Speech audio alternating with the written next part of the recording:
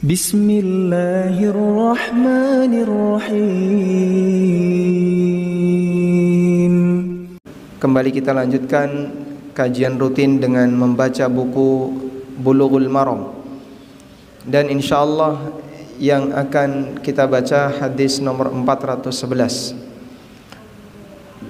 membahas tentang imamatus sabi, hukum seorang anak yang belum baligh menjadi imam.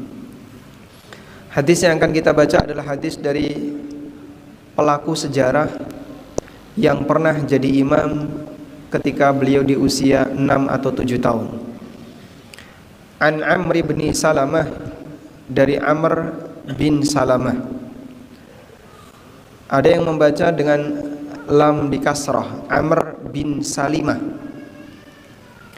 Qala, beliau bercerita, qala abi, ayahku mengatakan, dan Salimah Ibni Qais Al-Jarmi, ayahnya Amr, termasuk sahabat. Ji'tukum min indin Nabi sallallahu alaihi wasallam haqqan. Aku datang kepada kalian dengan membawa kebenaran dari Nabi sallallahu alaihi wasallam. Dan kebenaran yang dimaksud adalah pesan yang mereka dapatkan dari Rasulullah sallallahu alaihi wasallam. Qala, beliau bersabda, fa idza hadaratis salatu falyu'adzin ahadukum. Apabila telah masuk waktu salat, maka salah satu di antara kalian hendaknya mengumandangkan azan. Wal ya'ummakum aktsarukum Qur'anan, dan hendaknya yang mengimami kalian adalah yang paling banyak hafalan Qur'annya. Qala, kata Amr bin Salimah, fanadharu falam yakun ahadun aktsara Qur'anan minni faqaddamuni wa ana ibnu sittin aw sab'i sinin. Lalu mereka melihat ternyata tidak ada seorang yang lebih banyak hafalan Qur'annya melebihi aku. Akhirnya mereka menyuruhku untuk jadi imam, dan ketika itu usiaku 6 tahun atau 7 tahun.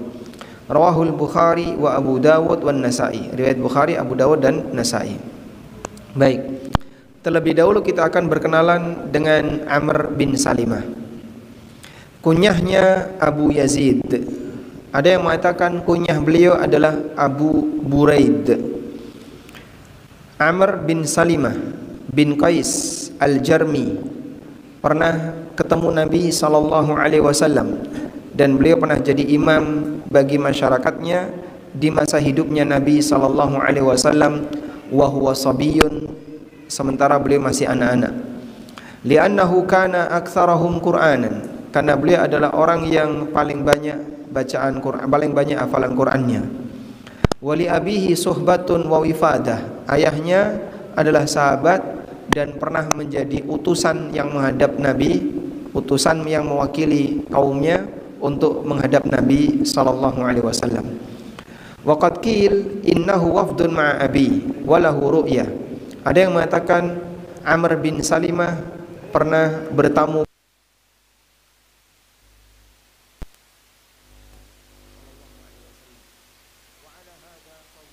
Yun Saghir, sehingga berdasarkan informasi ini maka beliau adalah sahabat junior. Lakin siyaku hadithihi, namun konteks hadisnya menunjukkan bahwa Amr bin Salimah tidak ikut bersama bapaknya, wallahu alam.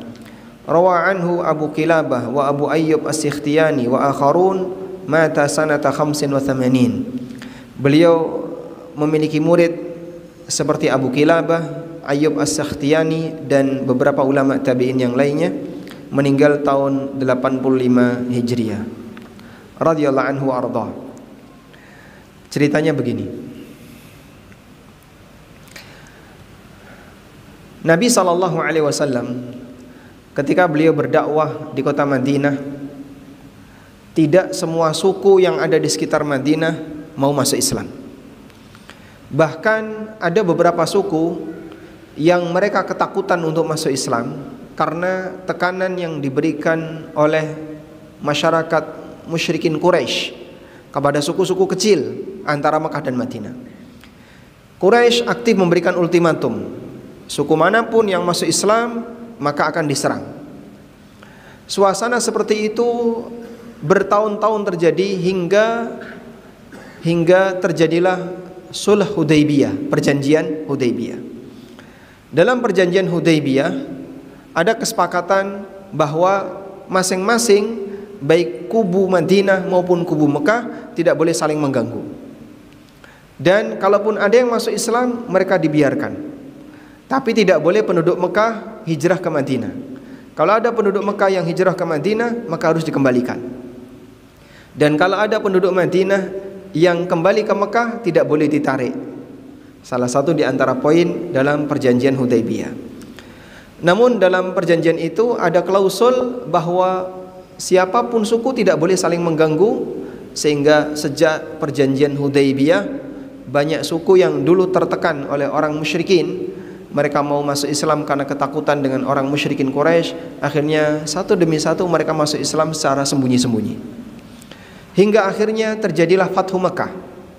Ketika terjadi Fathu Mekah, maka masyarakat Arab yang dulu mereka niteni itu bahasa Indonesianya apa?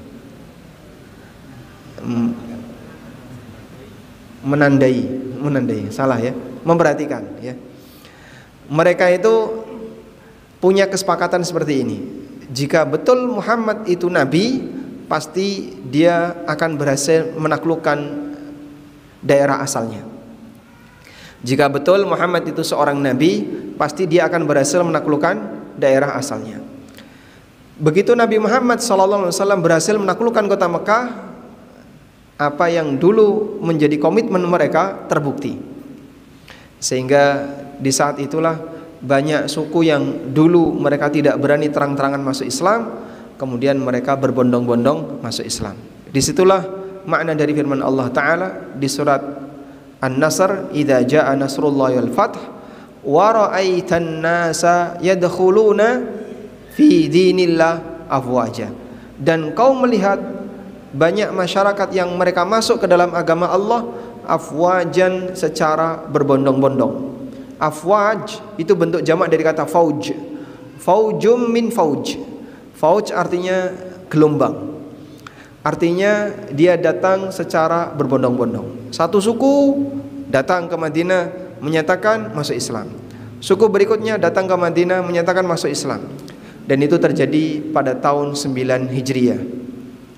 Sehingga tahun ini disebut sebagai Amul Wufud, tahun di mana Madinah banyak kebanjiran al-wufud, tamu. Disebut sebagai tahun tamu. Tayyib.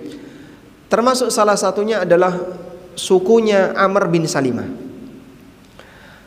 Sukunya Amr bin Salimah sebelum Fathu Mekah mereka belum masuk Islam. Dan Amr bin Salimah salah satu bagian dari suku itu. Namun para sahabat ketika mereka pulang dari safar, biasanya mereka singgah sebelum masuk Madinah, biasanya mereka singgah di kampung yang ditinggali oleh sukunya Amr bin Salimah. Mereka membuat tenda, kemudian bermalam di situ, dan tidak ada orang masyarakat di sukunya Amr bin Salimah yang mau membantu. Sehingga sahabat swadaya mereka membuat tempat peristirahatan di dekat kampungnya Amr bin Salimah. Nah, Amr bin Salimah yang ketika itu usia 6 tahun sering main ke tempatnya sahabat. Di saat sahabat sedang singgah, Amr bin Salimah di usia 6 tahun main ke situ. Seperti layaknya anak kecil yang kemudian dia akrab dengan orang yang tidak dikenal, kadang dikasih jajan, kadang dikasih permen, dikasih mainan atau makanan-makanan ringan, sehingga membuat Amr senang dengan mereka. Dalam kesempatan itulah Amr mendengarkan bacaan Qur'annya sahabat. Sehingga sahabat yang tadarus Qur'an, yang baca Qur'an di saat mereka istirahat, didengarkan oleh anak usia 6 tahun, bukan dalam kondisi sengaja, namun kan kondisi main. Beliau begitu akrab dengan para sahabat yang sedang singgah. Dari situ Amr punya beberapa hafalan Al-Quran. Di tahun 9 Hijriah sukunya Amr masuk Islam. Dalam kondisi ketika banyak suku-suku yang lain masuk Islam, termasuk salah satunya adalah sukunya Amr bin Salimah. Kemudian Nabi SAW ngasih pesan kepada pemimpin sukunya, yaitu bapaknya Amr bin Salimah, Salimah bin Qais Al-Jarmi tadi, bahwa kalau masuk waktu sholat, salah satu adzan, dan nanti yang jadi imam adalah yang paling banyak Qur'annya. Amr bin Salimah sudah punya hafalan Quran jauh sebelum suku ini masuk Islam. Akhirnya yang jadi imam adalah Amr bin Salimah di usia, pengakuan beliau di sini, wa ana ibnu sittin au sab'i sinin, di usiaku antara 6 atau 7 tahun. Artinya di usia sebelum balik, jauh sebelum balik. Baik. Sehingga Amr bin Salimah beliau menjadi imam salat. Dan disebutkan di sana, lamma kuntu atalaqqa minar rukban, saya menghafalkan banyak Quran karena saya sering ketemu dengan rombongan sahabat. Faqaddamuni baina aidihim, sehingga mereka menyuruhku untuk jadi imam ketika salat. Wa ana ibnu sittin au sab'i sinin, di usia antara 6 atau 7 tahun. Wa kanat alayya burdatun, dan saya memakai burdah. Burdah itu apa? Selendang, pakaian atasan. Amr ketika sholat pakai burdah, kain terusan sampai bawah, kemudian ditaruh di pundak. Kuntu idza sajadtu taqallasat anni, ketika saya sujud, kainnya ini tersingkap naik. Beliau mungkin pakai bawahan, ya. Kemudian beliau pakai atasan. Saat sujud, yang atasannya tersingkap naik. Fakharajat isti, sampai pantatku kelihatan. Faqalat imra'atun minal hayy, maka salah seorang wanita di suku itu mengatakan, ala taghuttuna anna istaqari'ikum, kenapa kita tidak tutupi pantat imam kita ini? Dengan tegas menyebutkan istun artinya pantat. Ala taghuttuna anna istaqari'ikum, kenapa kita tidak tutupi pantat imam kita ini? Fashtarau li qamisan, akhirnya mereka membelikan baju untukku. Fama farihtu bi syai'in farhi bidzalikal qamis, belum pernah aku lebih senang, lebih gembira, melebihi gembiraku ketika dikasih hadiah baju. Dan baju di masa silam termasuk barang mewah, harganya mahal, sehingga ketika ada anak dikasih hadiah baju itu senangnya luar biasa. Beda dengan sekarang ya. Kalau sekarang kan baju ada di mana-mana dan murah. Tayyib. Dan hadis ini diriwayatkan oleh Bukhari, dan tadi yang kita baca adalah lafaz dari Sahih Bukhari. Maka dari sini kita bisa lihat Nabi SAW lebih mengedepankan orang yang banyak hafalannya, walaupun secara usia jauh di bawah yang lain, sehingga ilmu lebih didahulukan daripada umur. Ilmu lebih didahulukan daripada umur. Sebab yang namanya umur itu bukan melalui proses perjuangan, bukan melalui proses kerja keras, sehingga orang tidak bekerja diam saja jadi tua enggak? Atau perlu usaha untuk jadi tua? Kamu harus kerja keras biar kamu tua, begitu? Apakah untuk jadi tua orang harus bekerja? Orang harus berusaha? Tidak. Butuh effort apa agar orang jadi tua? Tidak. Maka untuk masalah usia itu di luar prestasi manusia. Meskipun kita diperintahkan untuk memberikan penghormatan kepada yang lebih senior, namun tua itu bukan prestasi.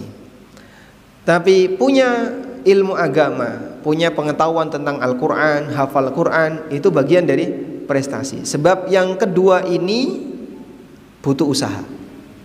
Kalau orang tidak pernah berusaha, tidak pernah belajar, dia diam saja, tidak pernah mengupayakan dirinya untuk lebih berkembang, maka dia tidak akan punya ilmu. Sehingga dari sini pengetahuan agama derajatnya lebih tinggi dibandingkan usia. Karena itu Rasulullah SAW lebih mendahulukan yang lebih banyak hafalan Qur'annya, walaupun secara usia dia lebih muda. Selanjutnya jamaah, dalam kejadian ini kita bisa melihat betapa orang masa silam hafalannya sangat kuat, sehingga mereka hanya dengan mendengarkan sesaat, tapi mereka sudah bisa hafal dari apa yang mereka dengar.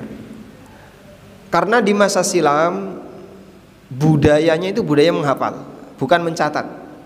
Dan masyarakat Arab terutama rata-rata mereka menghafal. Tidak hanya berlaku bagi kaum muslimin, orang-orang musyrik jahiliyah juga seperti itu. Syair-syair yang panjang itu tidak dicatat, tapi dihafal.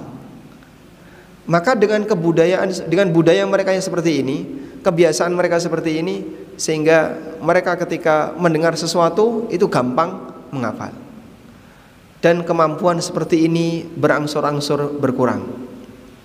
Sampai di zaman kita, di mana kemampuan hafalan kita sangat rendah jika dibandingkan dengan orang masa silam.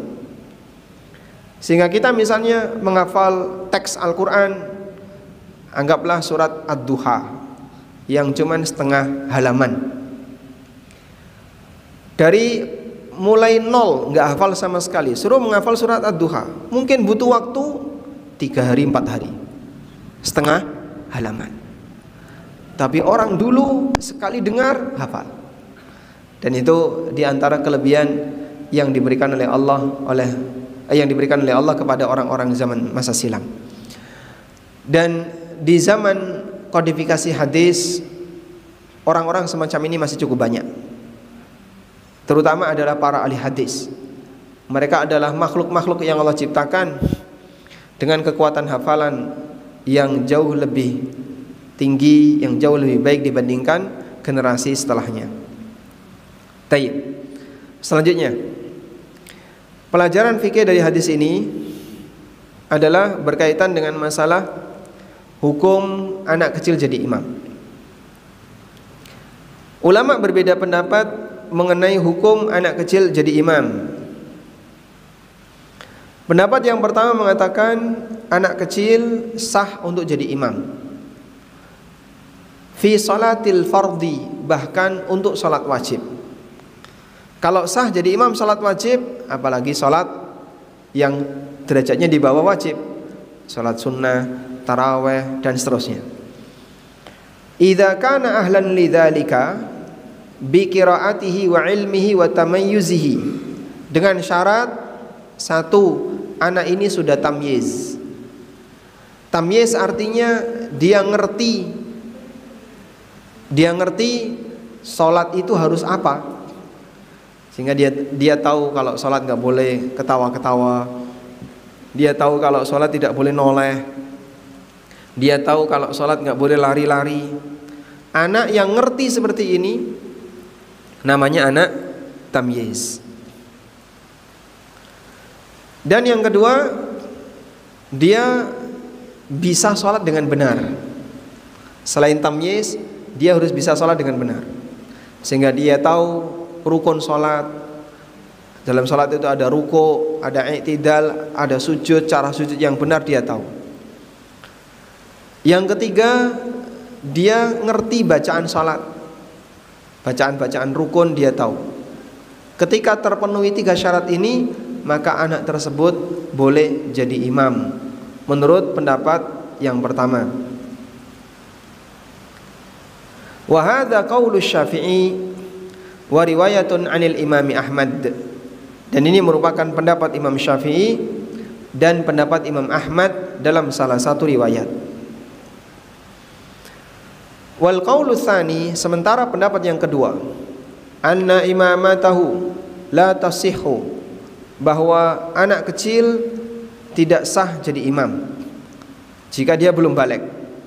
Dan ini merupakan pendapat jumhur baik di kalangan Hanafiyah, Malikiyah dan Hambali. Wa huwa qaulu Ibnu Hazm, dan ini juga pendapat Ibnu Hazm berdasarkan hadis dari Abu Hurairah radhiyallahu anhu, di mana Nabi sallallahu alaihi wasallam bersabda, "Innama ju'ilal imamu liyutamma bi." Imam itu ditunjuk untuk diikuti. Fala takhtalifu alaihi, maka janganlah kalian berbeda dari gerakan imam. Lalu mereka mengatakan, "Wa shalatus sabiyyi naflun." Sementara anak yang belum balik itu status salatnya sunnah. Status salat anak yang belum balik adalah sunnah, walaupun dia mengerjakan salat wajib, tapi bagi dia itu statusnya sunnah. Artinya bagi dia salat anak ini belum dihukumi sebagai amal wajib. Sementara makmum yang balik yang berada di belakangnya mengerjakan salat wajib, padahal harus ada kesamaan status salatnya imam dengan makmum. Sehingga berdasarkan hal ini, maka anak yang masih kecil yang belum balik tidak sah jadi imam bagi yang sudah dewasa untuk imam salat wajib. Tapi kalau imam salat sunnah sah. Kalau imam salat sunnah sah. Dan wallahu ta'ala alam, pendapat yang lebih mendekati dalam hal ini adalah bahwa imam bagi atau anak yang jadi imam hukumnya sah dengan dasar hadis Amr bin Salimah. Karena Amr itu jadi imam salat wajib atau salat sunnah? Amr jadi imam salat wajib atau salat sunnah? Apa indikasinya? Ketika masuk waktu salat, Nabi SAW mengatakan, wa idza hadratis shalah falyu'adzin ahadukum. Kalau sudah masuk waktu salat, masuk waktu salat maksudnya masuk waktu salat wajib. Sehingga hadis Amr bin Salamah ini kasus di mana beliau menjadi imam salat wajib. Wallahu alam. Sementara hadis Abu Hurairah radhiyallahu anhu, di mana Nabi SAW bersabda, "Innama ju'ilal imamu liyutamma bihi." Imam itu ditunjuk untuk diikuti, tidaklah menunjukkan bahwasanya anak kecil tidak sah untuk jadi imam. Baik. Maka berdasarkan hal ini kita bisa menjawab kasus terkait ibu-ibu yang mereka sholat di rumah dan diimami oleh anaknya.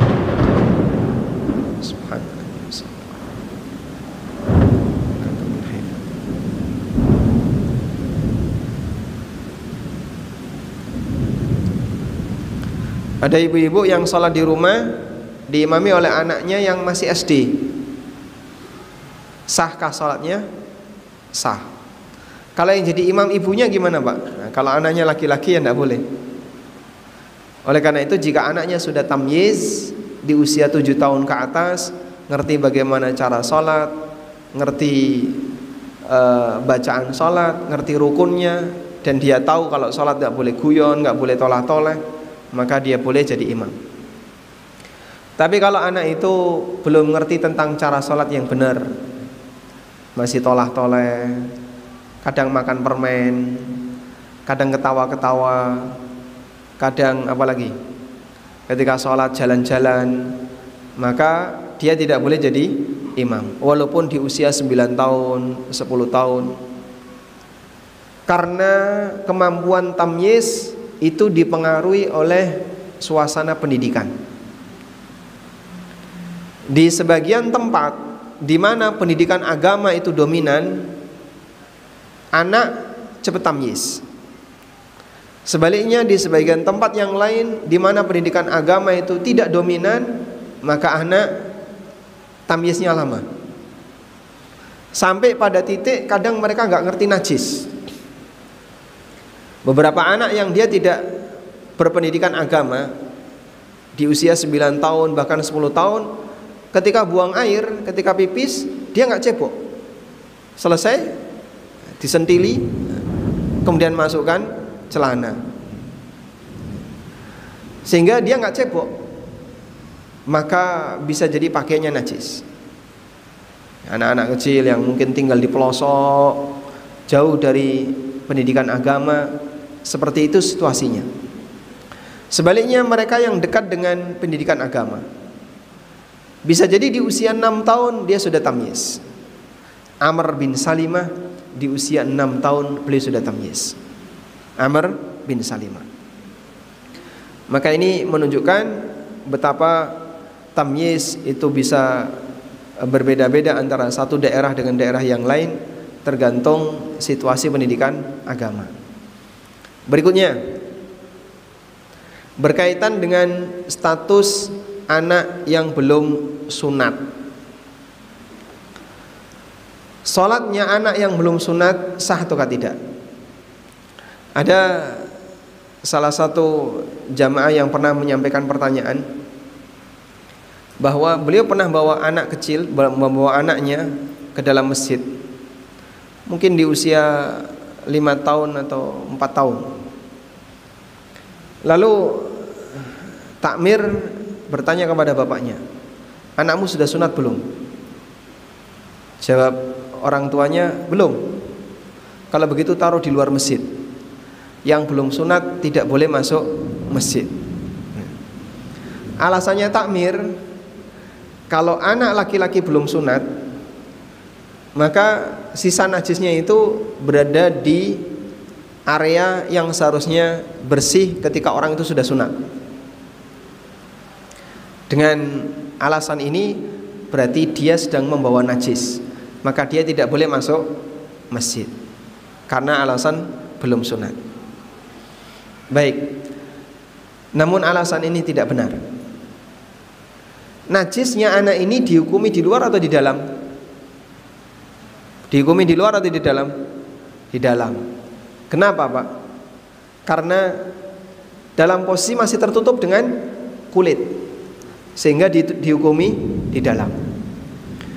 Kalau najis di dalam tubuh menyebabkan orang tidak boleh masuk masjid, orang sing iso salat. Coba di antara jamaah yang tidak gendong najis angkat tangan. Ada? Yang enggak gendong najis ada? Nah, kita semuanya gendong najis. Di perut kita ada najis. Tapi dia di mana? Di bagian dalam. Lain halnya kalau najis itu sudah dikeluarkan,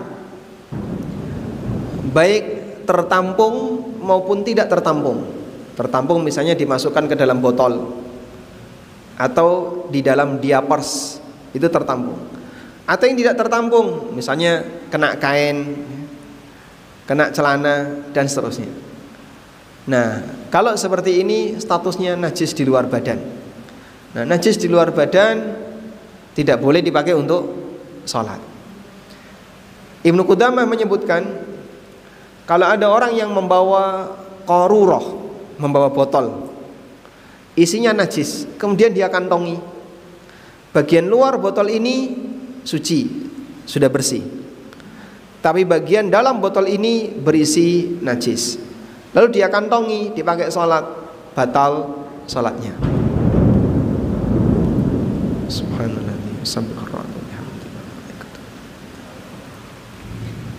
Sehingga kalau ada anak pakai diapers dan dia sudah keluar, sudah ada isinya air kencing, bolehkah digendong?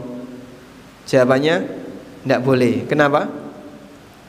Karena orang sholat gendong anak yang di diapersnya ada najis dihukumi sama seperti orang tadi, bawa botol isinya najis kemudian dia kantongi, karena statusnya di luar. Berbeda dengan najis yang masih berada di dalam. Mereka yang belum sunat, status najisnya berada di mana? Di dalam, bukan di luar. Oleh karena najisnya masih di dalam, maka sholatnya anak yang belum sunat sah atau tidak? Sah atau tidak? Atau kudu diseresi isik jurun-jurune? Sah atau tidak? Sah. Ibnu Abbas, beliau khitan mendekati balik. Ibnu Abbas itu beliau khitan mendekati balik. Sementara Ibnu Abbas radhiyallahu anhu didoakan oleh Rasulullah SAW ketika beliau belum balik, artinya masuk Islamnya sebelum balik. Sehingga dan Ibnu Abbas masuk Islam mendekati Fathu Mekah, menjelang Fathu Mekah. Berarti kurang lebih bersama Nabi SAW sekitar 3 atau 4 tahun. Dan Ibnu Abbas sunatnya itu mendekati balik. Dan Ibnu Abbas beliau ikut sholat bersama kaum muslimin yang lain ketika beliau belum balik. Maka ini menunjukkan bahwasanya anak kecil yang belum balik sah sholatnya. Termasuk Amr bin Salimah. Kita nggak tahu apakah ketika itu Amr sudah sunat atau belum. Kita nggak tahu. Namun andaikan ada anak yang belum balik, belum sunat, dan dia jadi imam, maka sholatnya sah dan jamaahnya sah. Dari sini kita bisa membuat satu kaidah, man sahhat salatuhu sahhat imamatuhu. Siapa yang sah sholatnya maka sah jadi imam, illa bidalil, kecuali jika ada dalil yang mengatakan nggak boleh jadi imam. Contoh, wanita tidak boleh ngimami lelaki, walaupun sholatnya wanita sah nggak? Sah. Tapi kalau lelaki boleh ngimami wanita. Baik, masuk kaidah man sahhat salatuhu sahhat imamatuhu. Siapa yang sah salatnya maka sah untuk jadi imam. Wallahu a'lam. Walhamdulillahirabbil alamin. Demikian yang bisa kita sampaikan. Semoga apa yang kita bahas ini bermanfaat. Ada yang mau disampaikan? Nah, silakan.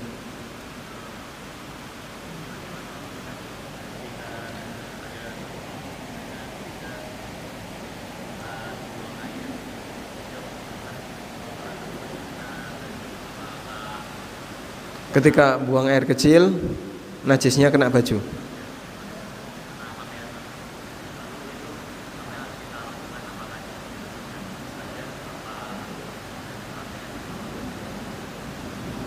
Bagaimana yang harus kita lakukan ketika buang air, pakaian kita kena najis?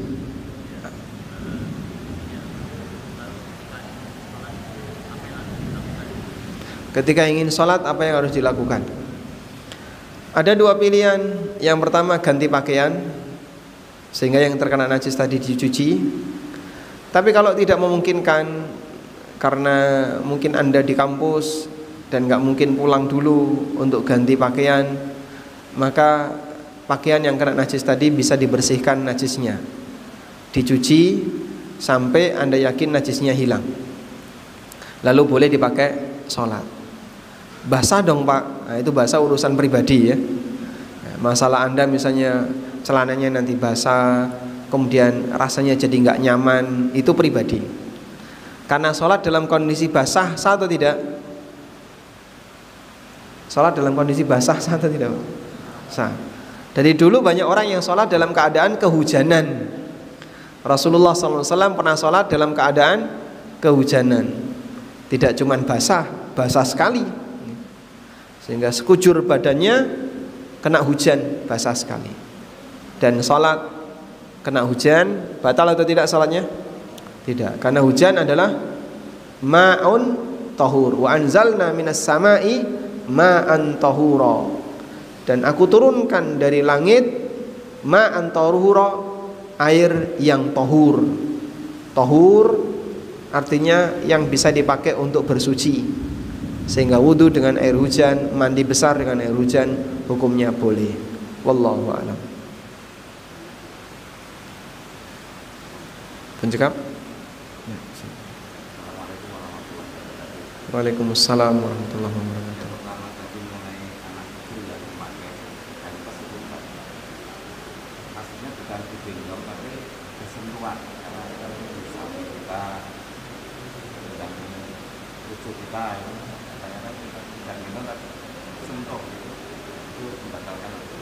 Yang pertama, yang kedua, kalau tidak salah itu sampaikan mengenai budaya Nahdlatul Ulama itu paling azim itu mengenai adanya itu ini kan budaya ada betul kan sudah benar ada masa waktunya yang tepat dari mana dan pas masa waktu dengan ada dan tersebut sholat yang tidak atau tempat adanya itu sesuai dengan waktu sholat kan. Masya Allah, barakallahu fiik.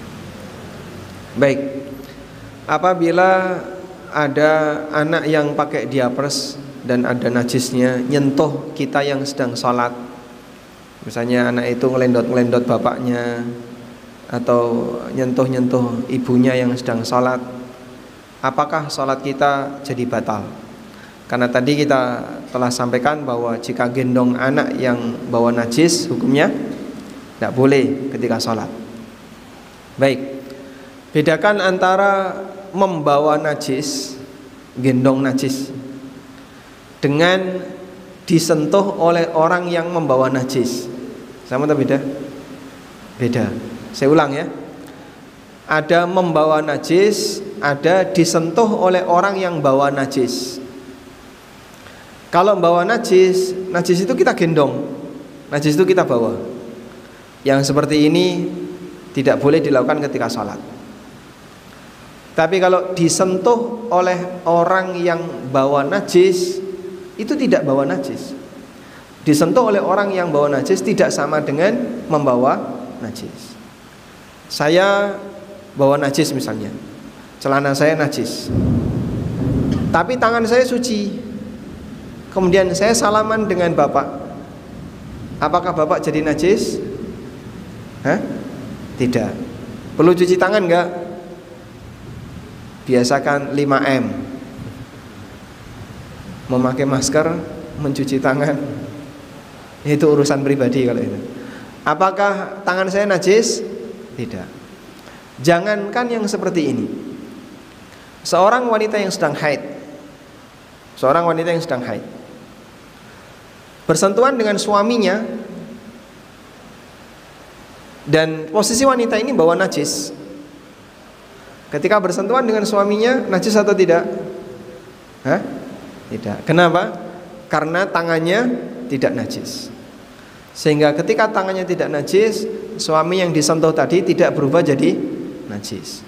Maka suami ini sholat silahkan. Tapi kalau dia gembol najis kemudian kita bawa, nah kita terhitung sebagai orang yang membawa najis.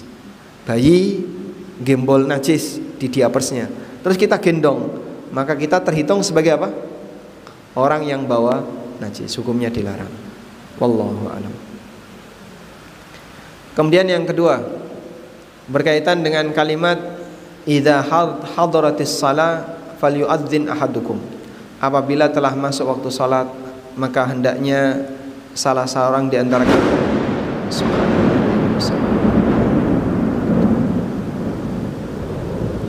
Subhanalladzi sabbaha.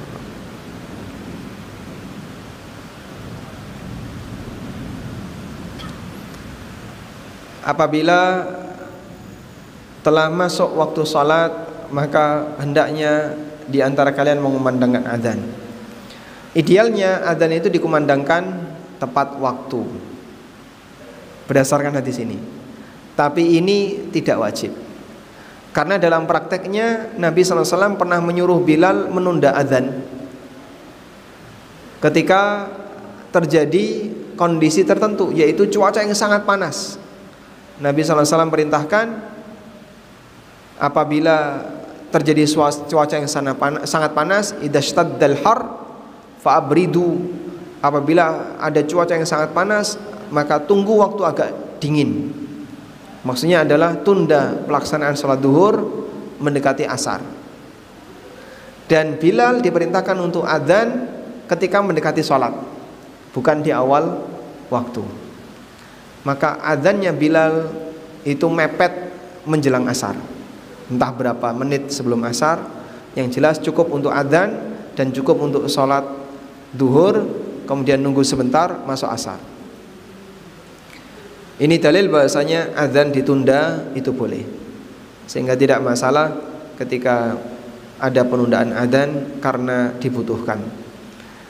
Oleh karena itu dalam hal ini jika di Masjid Ulil Albab UII adzannya jam 12 untuk duhur karena mengikuti jam kegiatan di sini, sehingga pas jam kantor para karyawan dan pegawai mahasiswa bisa bareng-bareng sholat jamaah, insyaallah tidak masalah. Wallahu a'lam. Walhamdulillahirabbil alamin. Semoga apa yang kita bahas ini bermanfaat. Wassallallahu ala nabiyyina Muhammadin wa ala alihi wa sahbihi wasallam.